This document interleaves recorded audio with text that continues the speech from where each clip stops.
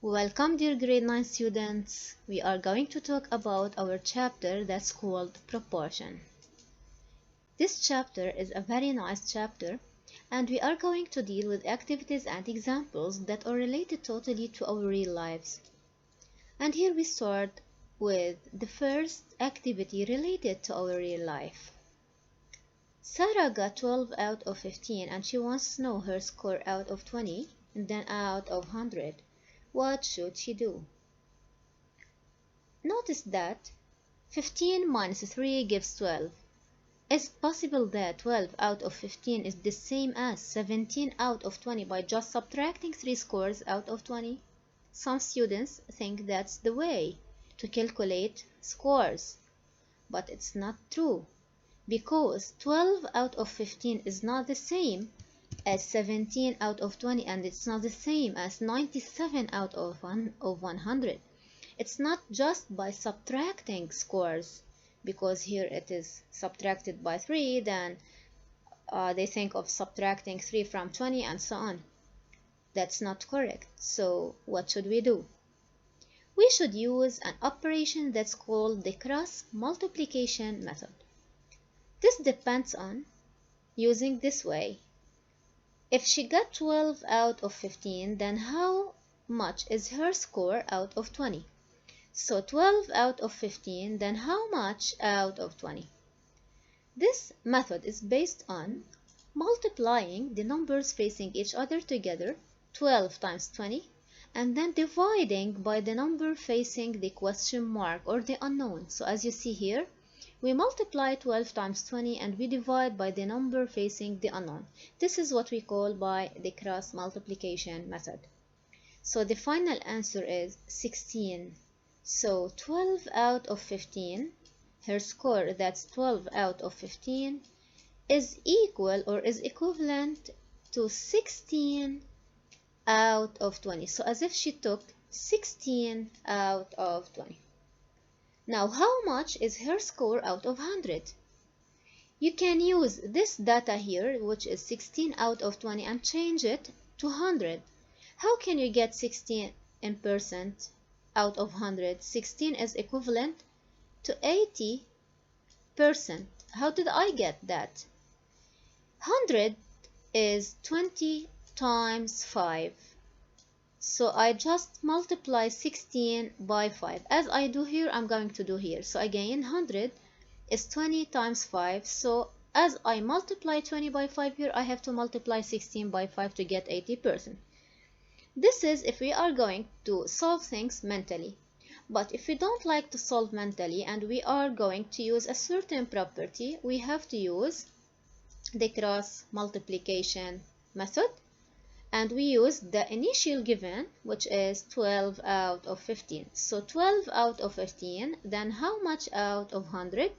As I told you previously, cross multiplying, 12 times 100 divided by 15, and the answer is 80%, which means 80 out of 100. Another activity that's related to our real lives is, for making crepe, we need 1 egg for 2 cups of flour. So for each 2 cups of flour, we need 1 egg. How many eggs do we need for 6 cups of flour?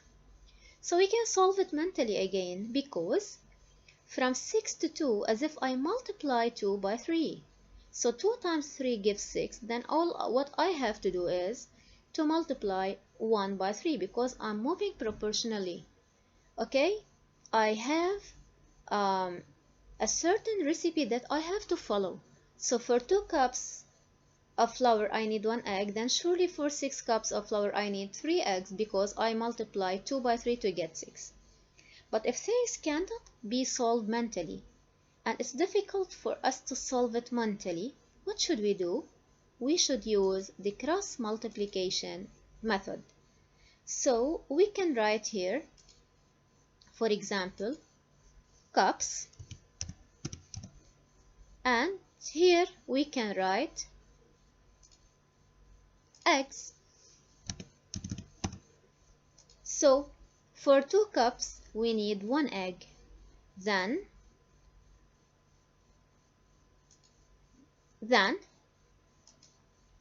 For 6 cups, how many eggs do we need? Cross multiplying. I multiply the numbers facing each other together. Here 6 times 1, and we divide by the number facing the question mark or the unknown. Then obviously the answer is 3x, as you see here. So these were like examples in order to make things clear and nice, in order to start our chapter proportion. Now, what is proportion? What's a proportion? In general, a proportion has the form of A over B that's equal to C over D. So proportions are related to fractions, to ratios, to quotients. So a proportion has this form. I need to have at least 2 equivalent fractions that have the same value. So A over B is equal to C over D. For example, if I have 1 over 2, it is equal to 2 over 4, it is equal to 3 over 6, and so on. There are infinity of equivalent fractions to have.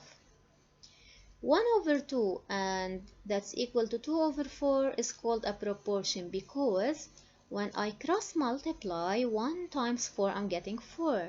2 times 2 I'm getting 4.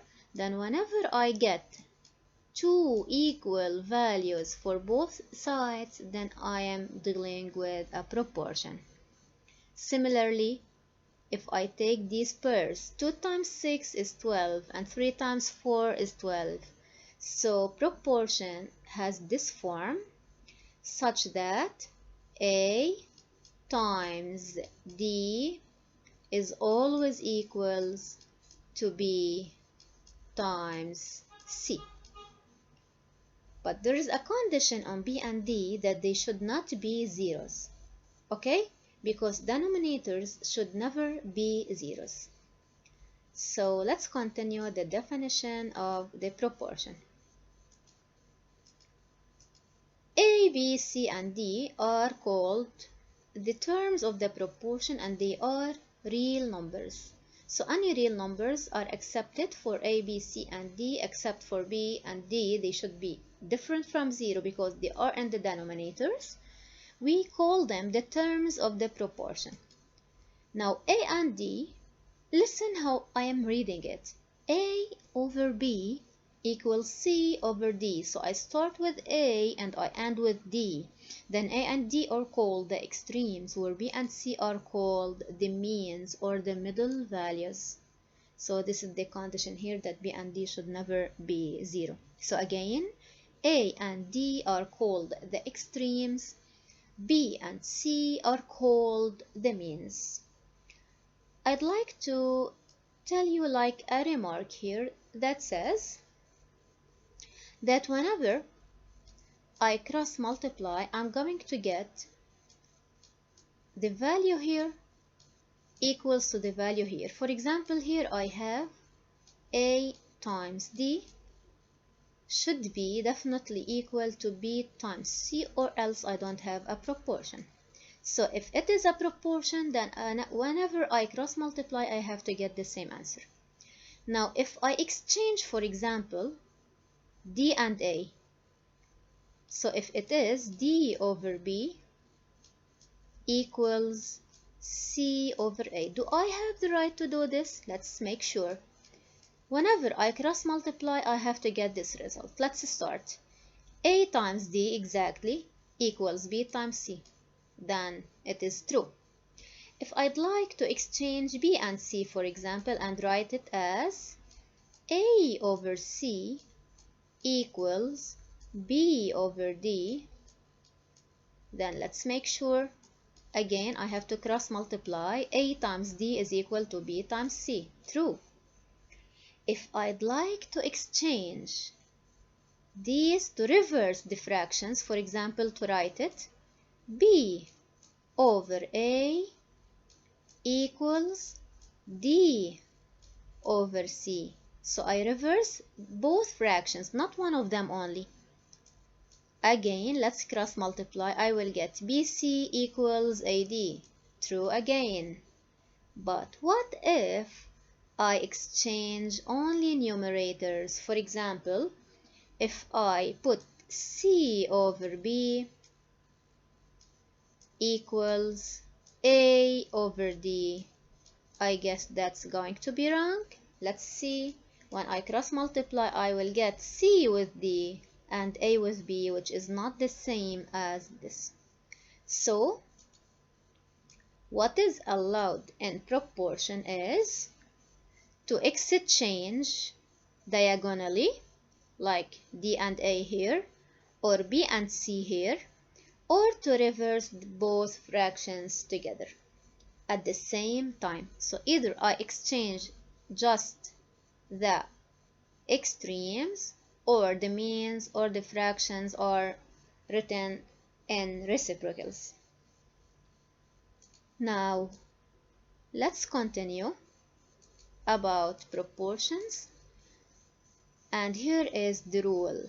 X and Y are proportional, equivalent to say that x over y equals k. So x over y, whenever I divide a by b, c by d, e by f, whatever, this is represented by x over y, I'm going to get a constant k. So a certain number that's called the constant or the coefficient or the rate or the ratio of proportionality. So this constant number that's going to be resulted is called the constant or the coefficient or the rate or the ratio of proportionality. Here is how to find the fourth proportion. Why am I talking about this?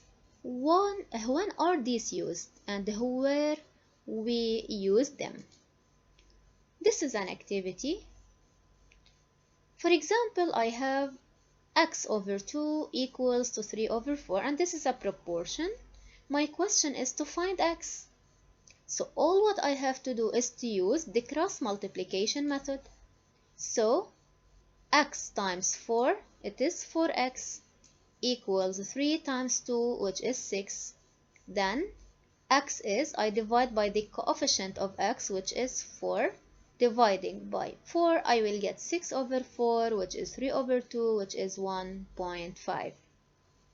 So 1.5 over 2 is equal to 3 over 4, and if you want to make sure, you can use the calculator to divide 1.5 by 2 and 3 by 4 to get the same answer, which is 0.75. Here is another method. We can directly say that x equals, we multiply the numbers facing each other and we divide by the number facing x. So directly we can write 3 times 2 divided by 4, then 6 by 4, then of sure the same answer. Another example using radicals. Find the fourth proportion of radical 12, radical 27, radical 18. So there is a fourth proportion, which is some real number that is missing. How to find this real number? All what we have to do is just to arrange the numbers. Radical 12 over radical 27 equals radical 18 over x. So we call the missing x. Now cross multiplication. But before cross multiplying, we have to make sure if we can simplify these numbers. Radical 12 is 2 radical 3, radical 27 is 3 radical 3, radical 18 is 3 radical 2, and here is x. So we can cancel radical 3 with radical 3, we get 2 over 3. We cannot cancel this 3 with this 3 because we have equal between them and not the multiplication sign. Pay attention for that. So we cross multiply to get x equals, or directly we multiply the numbers together. X equals 3 radical 2 times 3 is 9 radical 2, and we divide by this number which is facing x, which is 2, and thus x equals 9 radical 2 over 2. So this is a way for using proportion. These are examples for using proportion. It is called finding the fourth proportion. So we have to have 3 given ones and we need to find the 4th one. But how can we solve this bonus? Think of it and note down your answers and send me them later. Okay? Find the mean proportion of 4 and 9. So as you see here, you have 3 given numbers, 2, 3, 4, radical 12, radical 27, radical 18, and you are asked to find the 4th proportion. But here, you just have 2 numbers and you need to find the mean proportion of 4 and 9. So you need to have the mean proportion of 4 and 9.